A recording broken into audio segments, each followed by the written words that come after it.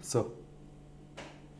Achtung, das geht an alle Human Resource Leiter und Human Resource Leiterinnen von Pflegeheimen.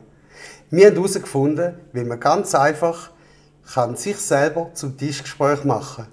Und zwar geht das wie folgt.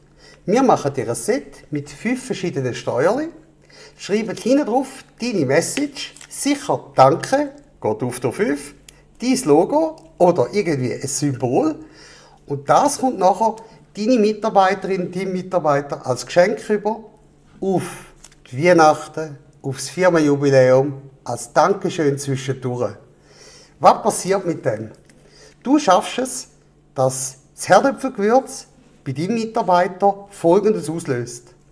Er wird in Coop, im Migros, im Volk, im Spar, im Topsitz in der Bodega und überall in der Schweiz das wieder entdecken.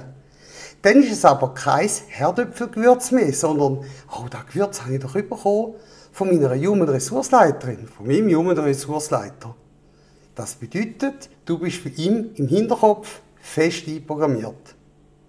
Wenn er ein Fondue oder ein Raclette macht, dann hat er das auf dem Tisch. Und dort kommen Kollegen, Freunde, Bekannte, die ja meistens im gleichen Umfeld sind und sagen, wow, von wem hast du das feine Gewürz bekommen? Das habe ich schon mal gesehen. Ja, das hat er nicht vom Städti, sondern von dir. Und so macht er automatisch Werbung für dich. Top-Geschichte, seit über 20 Jahren machen wir das bereits. Wir haben nur beschränkte Kapazität, bis so gut hier unten ausfüllen und ich melde mich bei dir mit einer persönlichen Offerte. Vielen Dank und bis später.